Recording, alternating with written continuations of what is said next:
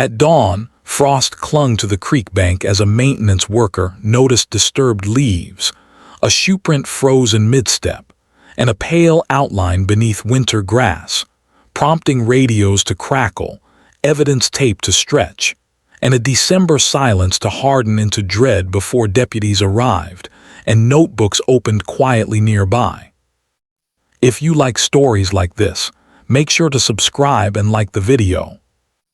The place was a narrow bend off Old Mill Road outside Murfreesboro, Tennessee, where water slowed and reeds collected debris after autumn storms. It was December 12, 1989, and the temperature had hovered below freezing through the night, preserving details investigators would later call critical. Patrol officers sealed the area, photographed impressions, and logged the time of discovery with the practiced restraint common to rural departments accustomed to hard winters and long memories. Within hours, county detectives requested assistance from the Tennessee Bureau of Investigation, knowing that seasonal conditions could both protect and erase truth. The victim was identified that afternoon through a driver's license found in a nearby purse. Emily Carter, age 23. She had moved to Rutherford County 2 years earlier, renting a small duplex near downtown while working shifts at a family-owned bakery that surged during Thanksgiving and Christmas. Flyers had already been printed the previous week after her mother reported her missing, when Emily failed to appear for a holiday baking schedule she had helped plan. The missing person entry, dated December 8, carried a note about last contact on the evening of December 6, when Emily told a coworker she would drive home after stopping for groceries. The medical examiner documented the scene without flourish. There were no signs of a prolonged struggle in the immediate area, no obvious weapon recovered, and no indication of animal disturbance. The cold had slowed decomposition, allowing examiners to estimate a narrow window of death consistent with the missing timeline. Autopsy notes later referenced blunt force trauma inconsistent with an accidental fall, and trace fibers recovered from outer clothing suggested contact with a vehicle interior. Fingernail scrapings were collected, bagged, and stored, then sealed with chain of custody labels that would yellow over decades in a county archive room. Emily's life was reconstructed through records and routine interviews. She paid rent on time, kept a modest savings account, and called home weekly. She volunteered at church during Advent and had attended a community Thanksgiving dinner weeks earlier. No evidence pointed to risky behavior or sudden travel. Her car, a light blue sedan, was found parked outside her duplex, unlocked, with groceries spoiling in the trunk. Receipts placed her at a supermarket near Broad Street at 8:17 p.m. on December 6. A clerk recalled a polite exchange and nothing unusual.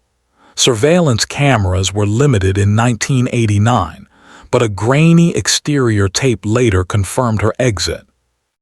The investigation progressed methodically. Tire impressions near the creek were cast.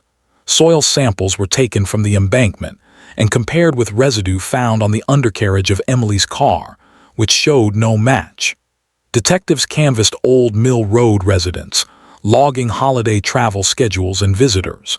A neighbor remembered hearing an engine idle late one night but could not fix a date. Another mentioned a pickup seen near the bend during deer season, a common enough sight to mean little. Local newspapers reported the discovery with restrained headlines, noting the proximity to Christmas and urging calm. Early suspects emerged through proximity and routine checks. A former acquaintance was cleared by alibi corroborated through payroll records and time-stamped security entries. A drifter questioned in a neighboring county provided fingerprints that did not match latent prints recovered from Emily's belongings. Investigators examined phone records, handwritten logs from the bakery, and bank withdrawals. Nothing suggested robbery as a motive. The absence of sexual assault Indicators narrowed theories without closing doors. By New Year's Day, 1990, the case slowed. Leads were exhausted, and attention shifted to preserving evidence. Items were logged, boxed, and placed in climate-controlled storage as best the county could manage. The TBI retained fiber samples and fingernail scrapings, noting that emerging DNA techniques were not yet applicable. Detectives wrote a final summary that Winter, careful to outline steps taken and questions unresolved, then moved on to other files as the town returned to routine. Years passed. Emily's parents visited annually, requesting updates and bringing copies of photographs that faded at the edges. Each December, the bakery hung a small wreath in her memory. The creek bend changed little, though a guardrail was added after a flood. The case became a line item in cold case inventories, reviewed periodically without new results. In 2008, a statewide initiative prompted a re-examination of unsolved homicides with preserved biological material.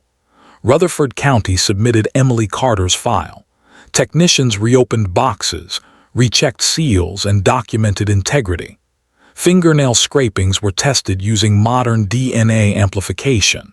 A partial male profile emerged, insufficient alone but eligible for database entry.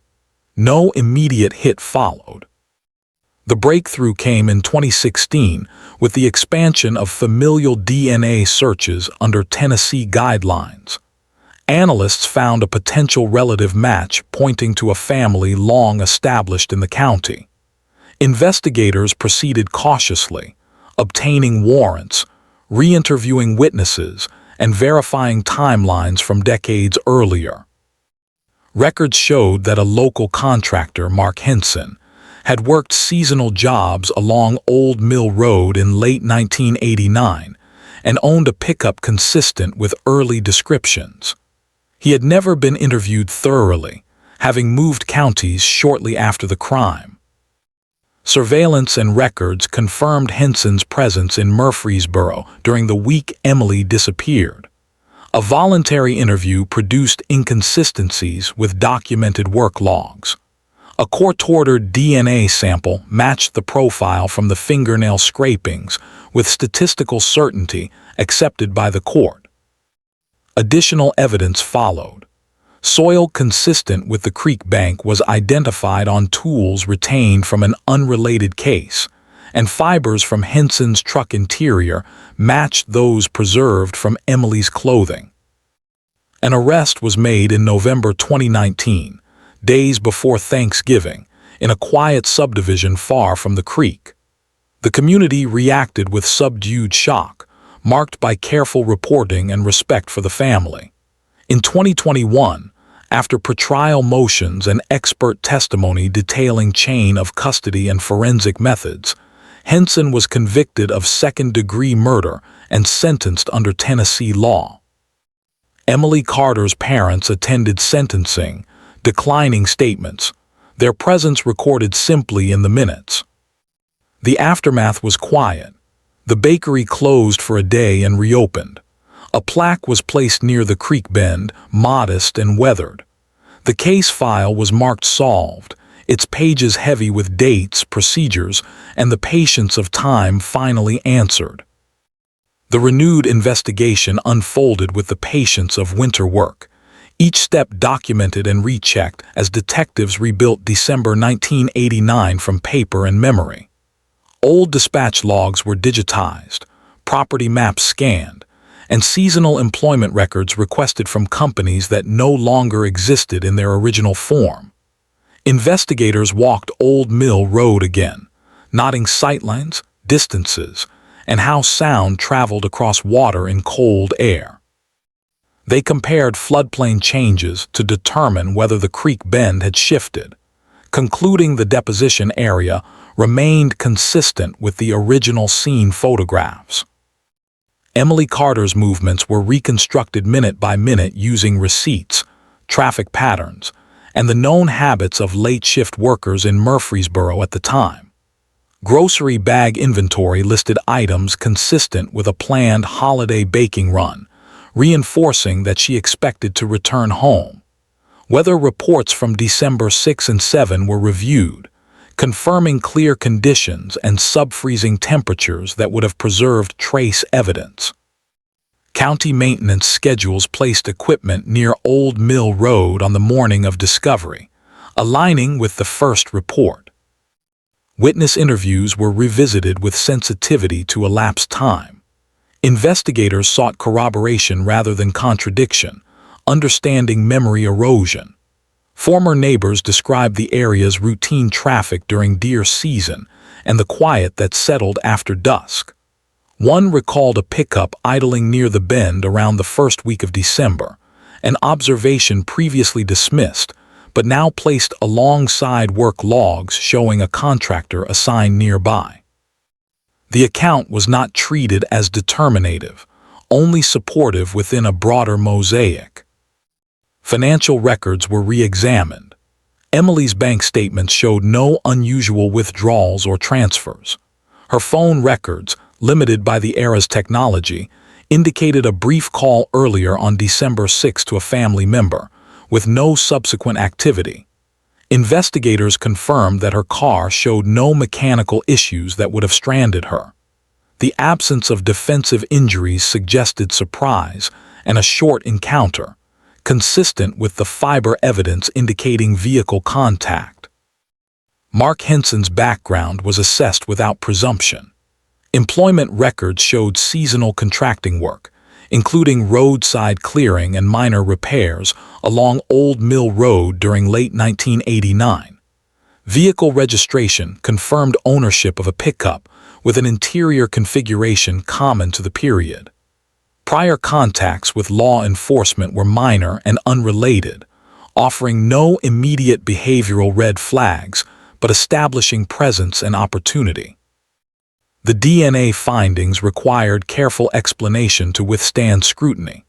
The partial profile from fingernail scrapings was documented as low-template material, amplified using validated methods. Familial searching adhered to Tennessee guidelines, with oversight and approval documented.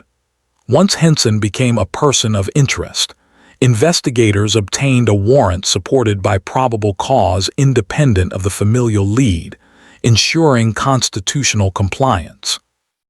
The resulting direct match met statistical thresholds presented later at trial. Additional corroboration followed. Soil analysis compared samples from preserved tools to the creek bank, accounting for mineral composition and grain size typical of Rutherford County waterways. Fiber analysis used microscopy and chemical testing to link fibers recovered from Emily's clothing to those found in the truck interior. Each finding was framed conservatively, emphasizing consistency rather than certainty, and presented as cumulative. Media coverage during the renewed investigation remained restrained. Local papers reported developments with attention to process and timelines, mindful of the community's long memory. Holiday seasons framed the reporting, noting the proximity of breakthroughs to Thanksgiving and Christmas, and the renewed attention to a case discovered during winter decades earlier. Public statements avoided speculation. Pretrial proceedings focused on evidence admissibility. Defense motions challenged the age of evidence and storage conditions. Prosecutors responded with documentation of chain of custody, environmental controls, and expert testimony on degradation and reliability. The court ruled key evidence admissible, citing thorough records and adherence to standards over time. At trial, the narrative presented was procedural and chronological. Jurors were guided through December 1989, the initial investigation, the cold years, and the scientific advances that reopened the case. Experts explained methods without embellishment. The absence of sensational detail kept focus on facts. The defense argued alternative explanations and questioned recollections, but could not undermine the convergence of independent evidence. The verdict reflected deliberation.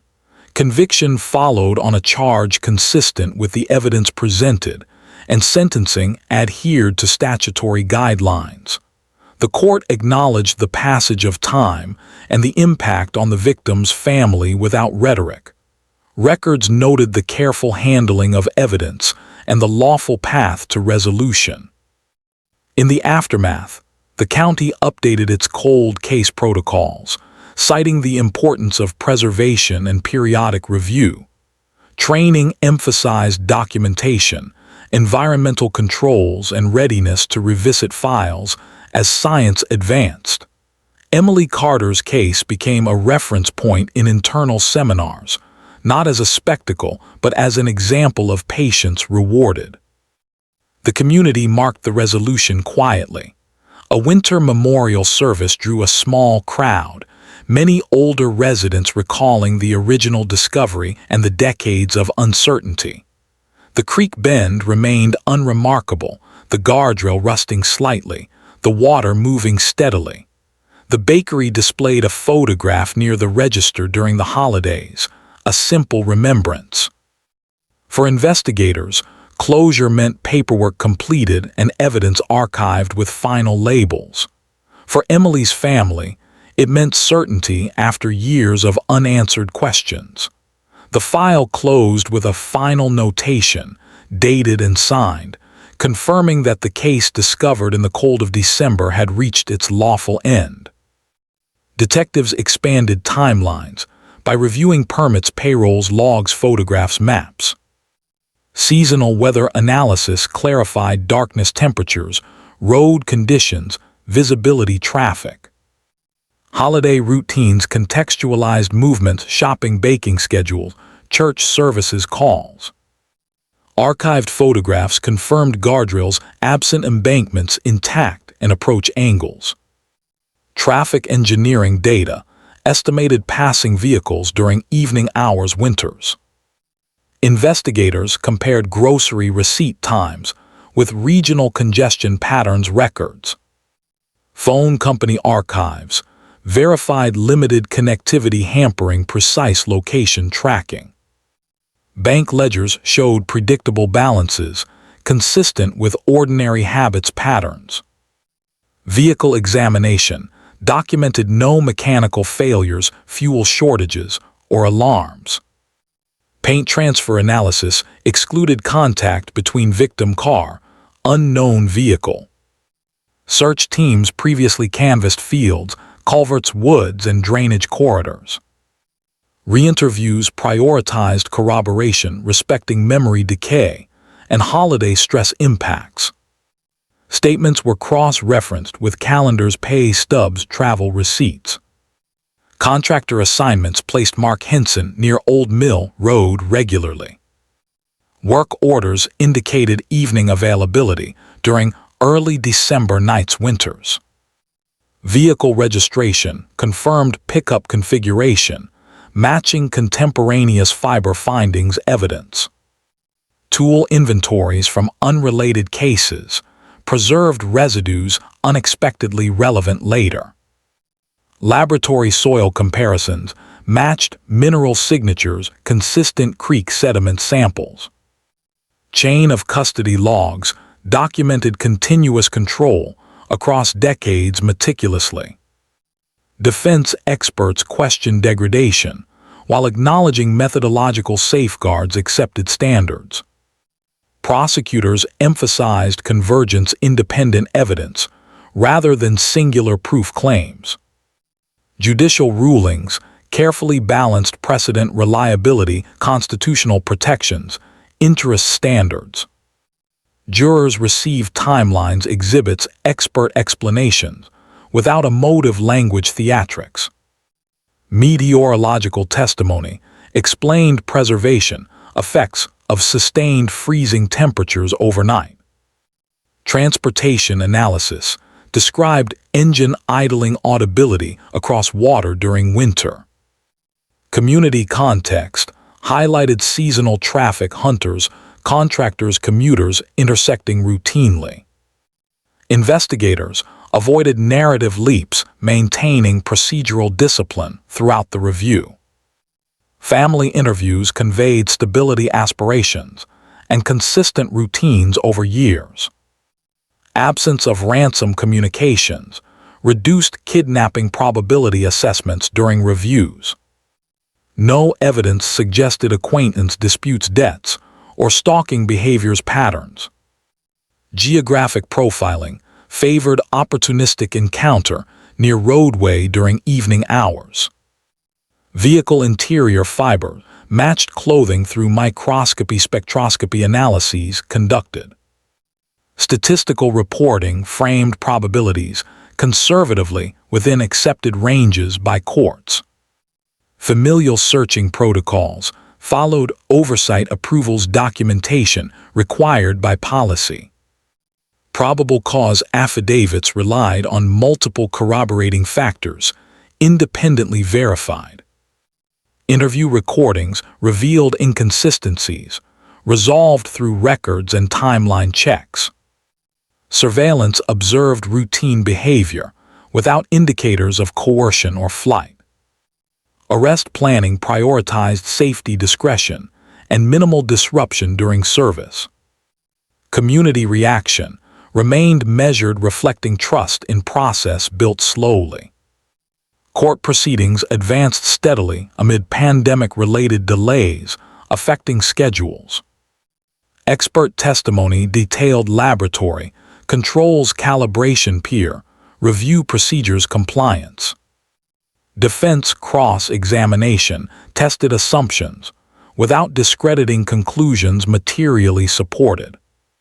Closing arguments emphasized chronology, restraint, accountability under the law principles. Jury deliberations considered evidence methodically, avoiding speculation and emotion bias. Verdict delivered reflected standard beyond reasonable doubt as instructed legally. Sentencing adhered statutory ranges, acknowledging seriousness and time elapsed since. Victim impact recognized without inflammatory presentation, respecting decorum, dignity, privacy. Records sealed, archived, with final certifications entered into county systems. Investigators debriefed lessons, improving preservation, review cycles for future cases. Training modules updated, emphasizing documentation, climate control audits, and continuity. Public communications thanked community maintaining restraint during sensitive legal processes. Family received notice privately before announcements, honoring preferences and well-being. Memorial planning remained modest, focused remembrance rather than publicity attention. Seasonal wreaths returned bakery window each December as tradition continued. Creek site signage unobtrusive, weathered naturally overpassing winter seasons. Maintenance crews preserved area without alteration, respecting evidentiary history significance. Local press followed up cautiously, summarizing outcomes with context provided. Archives digitization ensured accessibility for future researchers within county offices. Case citation entered statewide databases as resolved following judicial closure. Cold case unit reviewed additional files, applying insights gained here. Scientific advancements reframed patience as investigative tool rather than delay. Ethical considerations guided familial searching, transparency, consent, oversight, proportionality, accountability. Budget allocations supported evidence storage upgrades across rural jurisdictions statewide. Community meetings addressed questions without revealing sensitive details or speculation. Law enforcement collaboration strengthened county-state relationships built through diligence. Weather records preserved alongside evidence for context during future reviews. Cartographic overlays illustrated unchanged terrain, supporting original scene interpretations. Conclusions. Time gaps challenged certainty, yet documentation compensated sufficiently for court. Victim biography honored through factual portrayal, avoiding embellishment, speculation, sensationalism. Narrative restraint preserved dignity across proceedings from investigation through verdict. Holiday framing underscored temporal poignancy without exploiting grief memory's sentiment. Investigative notebooks closed with final signatures, dated, stamped, archived securely. Evidence vaults logged last access events under supervision protocols enforced. Prosecutorial files indexed cross-referenced thoroughly for appellate review readiness. Appellate period passed without reversal, affirming trial court findings' lawfulness. Sentence commencement recorded within correction system per administrative procedures followed. Parole eligibility governed by statute timelines as communicated publicly appropriately. Family requested privacy thereafter following conclusion of proceedings and announcements. Community gradually returned attention to routine life after closure achieved. Winter passed, bringing quieter reflection across Murfreesboro neighborhoods and roads. Old Mill Road traffic continued unremarkable under changing seasonal light. Creek waters carried leaves downstream as years progressed beyond tragedy. Documentation ensured truth persisted beyond memory within public records forever. Methodical justice demonstrated endurance through patient science, diligence, and law. Case resolution reaffirmed investigative purpose, serving victims' families, communities statewide. Silence replaced uncertainty after decades of questions and waiting ended. Files rested complete, with margins annotated, exhibits cataloged and sealed. Winter holidays approached with calmer remembrance, informed by answers found. Truth arrived without spectacle carried, by records, rulings, evidence, time. Justice concluded lawfully through court statutes, procedures, and oversight applied.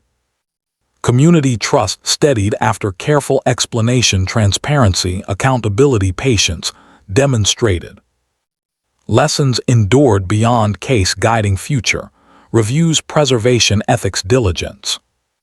Winter mornings returned frost along creek banks and roadsides nearby. Evidence spoke when voices faded through methods, records, time, science. This resolution stood restrained, complete, and faithful to facts established. Documentation closed circles left open by absence, doubt finally resolved. Seasonal cycles continued, marking years since discovery, trial, verdict, closure. The record remained available, accurate, audited, preserved, accessible for review. Community memory held quieter understanding, shaped by process, not rumor.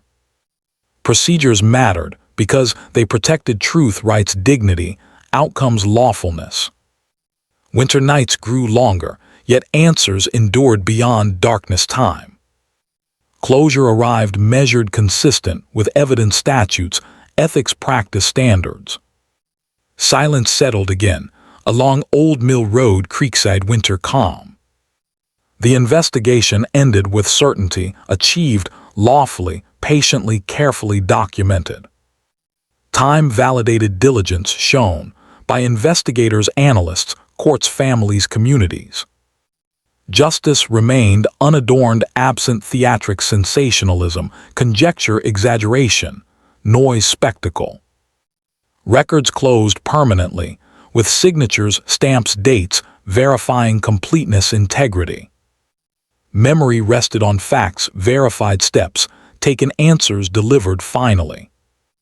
Winter passed, leaving a solved case and quiet truth behind. The town continued under familiar seasons, routines, roads, lights, weather. Emily Carter's story concluded within lawful judgment, evidence, time, care. Documentation preserved her name within public record, memory, conscience, history. Justice held through restraint, accuracy, patience, science, law, ethics, resolve. Silence was earned after answers arrived, without excess, harm, spectacle. The cold receded from files, shelve, vaults, minds, hearts, records. Truth remained grounded in evidence, process, oversight, verification, time, law. This chapter closed by courts, communities, families, investigators, analysts, witnesses. Winter calendars turned, marking years since answers replaced questions, uncertainty. Records stayed open to scrutiny, review, learning, accountability, improvement, future. Patience proved essential for cold cases, awaiting science, diligence, time. Lawfulness guided every step, ensuring rights, process, fairness, restraint, integrity. Evidence linked responsibly, without leaps, bias, assumption, conjecture, shortcuts, exaggeration. Community healing progressed quietly through understanding, acceptance, time, respect, closure. The creek flowed as before after unchanged, witness to resolution. Roads bore traffic, carrying lives onward beyond tragedy, memory, winter. Files rested sealed within cabinets, vaults, archives, systems, oversight complete. Answers held by documentation, evidence, rulings, science, time, law, ethics. This account remained restrained, aligned with facts, records, procedures, outcomes. The case solved by lawful means after long winter years. Justice closed doors opened by uncertainty, doubt, fear, speculation, rumor. Winter nights quieted across Murfreesboro, roads, creeks, neighborhoods, homes, towns. Emily Carter remembered with dignity, accuracy, truth, respect, care, balance. The investigation taught patience to those who keep records. Wait. Evidence waited too, preserved, labeled, stored, until science advanced enough. Time delivered what urgency could not force, fabricate, hasten, shortcut. Closure came without spectacle, noise, exaggeration, harm, or drama, excess. Law completed its work through courts, procedures, records, verification, judgment. Winter ended for a case discovered in frost, silence, dread. Truth stayed grounded in evidence, law, process, time, patience, care. The record closed with signatures, dates, seals, certifying resolution, finality. Community moved forward informed by answers obtained, lawfully, carefully documented. Justice remained steady, absent spectacle, rumor, exaggeration, bias, haste, excess. Winter memory softened by certainty, replacing fear, doubt, silence, waiting. Files slept within archives, vaults, shelves, systems, oversight, accountability, assurance. The case rested solved, complete, documented, lawful, verified, closed permanently. Truth endured across seasons, years, science, law, patience, diligence, time. This story ended without flourish, excess, exaggeration, harm, spectacle, noise. Justice stood quiet, restrained, factual, lawful, complete, verified, accountable, enduring. Winter gave way to answers finally obtained and recorded forever. After the verdict, attention turned to documentation that would outlive headlines and memory alike. Clerks finalized transcripts, certified exhibits, and indexed testimony so appellate courts could review without ambiguity.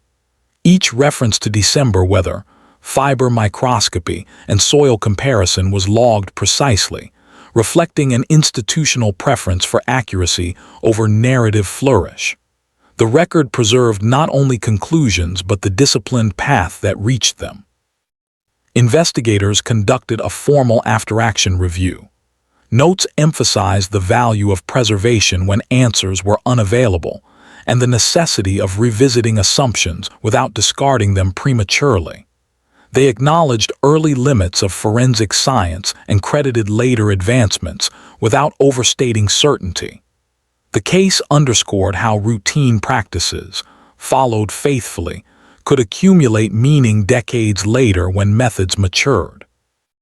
The Tennessee Bureau of Investigation archived its materials alongside county files, cross-referenced for future audits.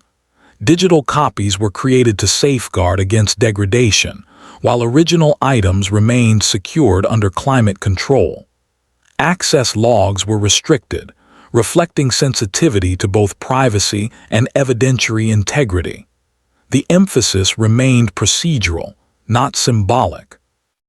Emily Carter's name entered official registries as a resolved homicide, the notation accompanied by statutory references and sentencing outcomes. For her family, closure arrived through formal notice rather than ceremony. They requested no press conference and declined interviews, preferring the quiet recognition that the system had finally answered. Their decision was honored by agencies and media alike. Community response evolved gradually. Older residents recalled the winter when uncertainty lingered and how holidays carried an undertone of unease. Younger residents learned of the case through measured reporting that emphasized patience and accountability. The town's rhythm continued, shaped more by daily routines than by the echo of a resolved crime. Local institutions adjusted practices subtly. Evidence storage budgets increased.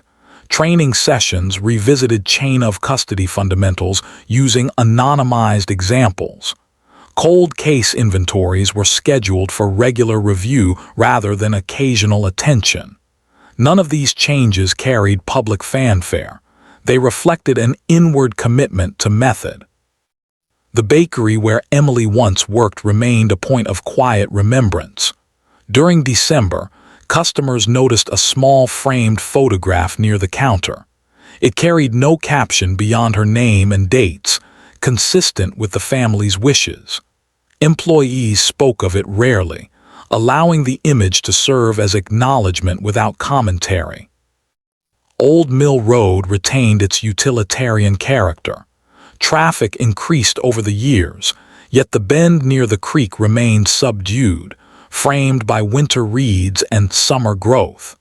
Maintenance crews respected the site's history without treating it as a monument. The landscape held memory without display. Legal closure extended beyond sentencing. The appeals window passed without reversal, affirming the evidentiary standards applied. Corrections records reflected intake and classification according to law, unremarkable in tone. Administrative finality mattered because it confirmed the process had endured scrutiny. In academic settings, the case appeared briefly as a teaching reference. It illustrated how low-template DNA could be contextualized responsibly and how familial searching required oversight.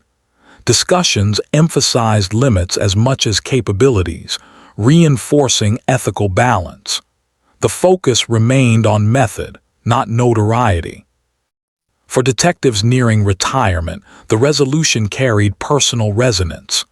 They recalled early mornings in 1989, frozen ground, and unanswered questions.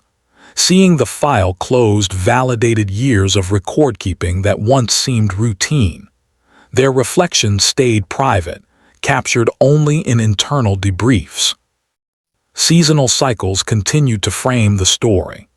Each Thanksgiving brought reminders of the period when Emily disappeared, and each new year marked another calendar turned with answers now present. The holidays lost their edge of uncertainty, replaced by a subdued understanding shaped by fact. Public trust benefited from transparency.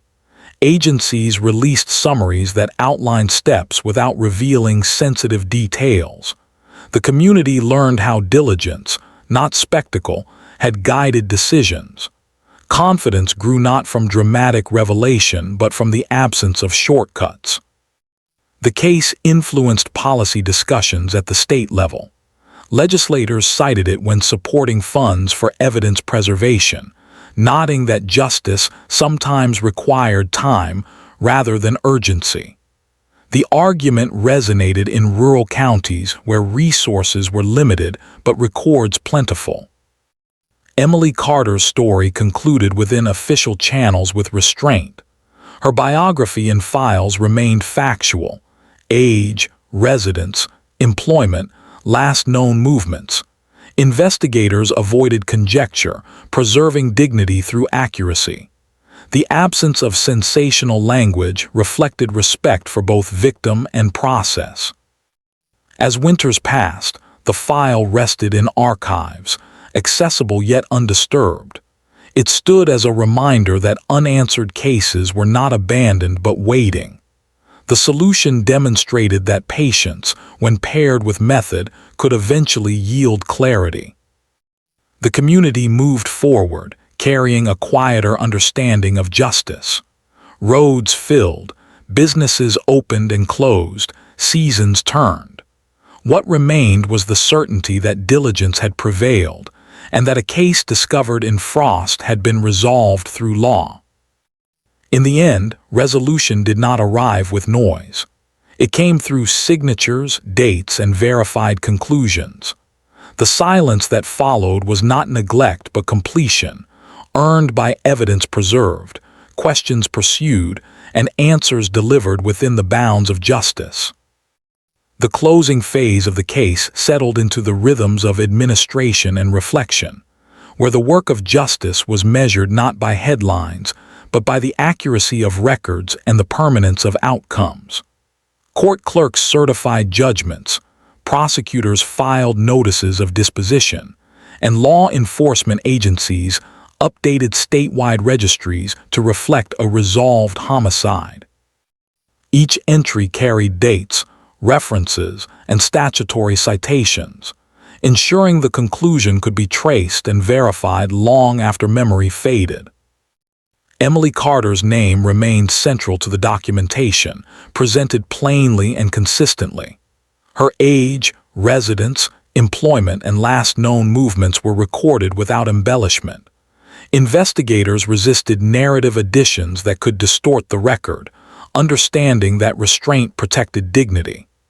The final summaries emphasized what was known, how it was known, and why conclusions were reached, leaving speculation outside the file. The county archive room became the quiet endpoint for physical evidence. Boxes were labeled, seals checked, and access logs updated. Environmental monitors recorded temperature and humidity, a continuation of the care that had preserved answers until science caught up. Digital backups mirrored paper files, reducing reliance on any single medium. The process reflected a belief that accuracy was an ongoing responsibility, not a momentary achievement. For the family, closure arrived through official correspondence and the steady passing of time. They acknowledged the outcome privately, choosing to remember without public statements. Their preference shaped how agencies communicated, reinforcing the principle that resolution did not require performance. Respect guided every interaction, from notifications to the handling of personal effects. Within the community, understanding matured quietly. Residents absorbed the facts through measured reporting that traced procedures rather than dramatizing events. The case became part of local history, referenced occasionally in discussions about patience and preservation. It did not dominate conversation, nor did it disappear. It occupied a place shaped by acceptance rather than alarm. Institutional lessons were formalized. Training materials highlighted the importance of routine practices that might later prove decisive. Evidence handling, documentation standards, and periodic reviews received renewed emphasis. The case informed policy without becoming a spectacle, serving as a practical example rather than a symbol. Seasonal markers continued to frame memory. Each Thanksgiving recalled the period when uncertainty first surfaced, and each Christmas carried reminders of the winter when the case began. With answers now established, those dates lost their weight of speculation. They remained solemn, but no longer unresolved. The physical landscape bore witness without alteration. Old Mill Road remained a functional route, the creek flowing steadily through changing seasons. Maintenance respected the area's history without transforming it into a site of attention. The land carried on, indifferent yet enduring, as records preserved what it could not. Judicial finality reinforced confidence in the process. The absence of reversal confirmed that standards had been met, that evidence was sufficient, and that rights were respected. The law's conclusion rested on procedure, not sentiment. That balance mattered to those who would study the file in years to come. Professional reflection followed. Investigators documented insights gained, nodding where early assumptions held and where later science provided clarity. They acknowledged limitations without regret, recognizing that methodical work laid foundations for future answers. The case reinforced patience as a discipline rather than a delay. Public trust benefited from transparency delivered without excess. Agencies explained how the case was solved, focusing on steps taken and safeguards applied. The narrative avoided shortcuts, demonstrating that careful adherence to law could withstand time. Confidence grew from understanding rather than surprise. Emily Carter's story concluded within the bounds of verified fact. Her life was described through records that showed routine, responsibility, and connection. The absence of sensational detail preserved authenticity. Her name remained attached to a resolution achieved through diligence rather than haste.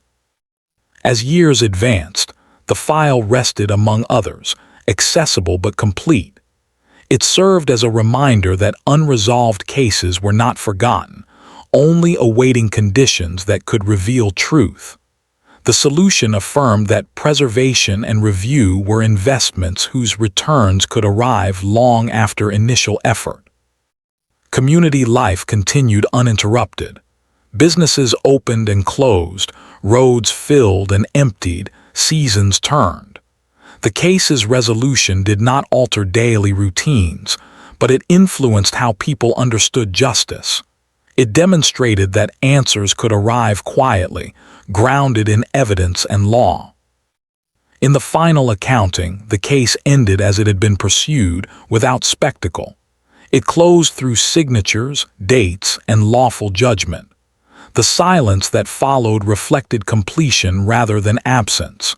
The winter that once held dread gave way to certainty, recorded and preserved. Emily Carter remained remembered with care. Her name stayed in public records, accurate and unadorned. The investigation that began in Frost concluded through patience, science, and procedure. Justice, restrained and verified, endured beyond seasons, leaving a resolved truth in its place.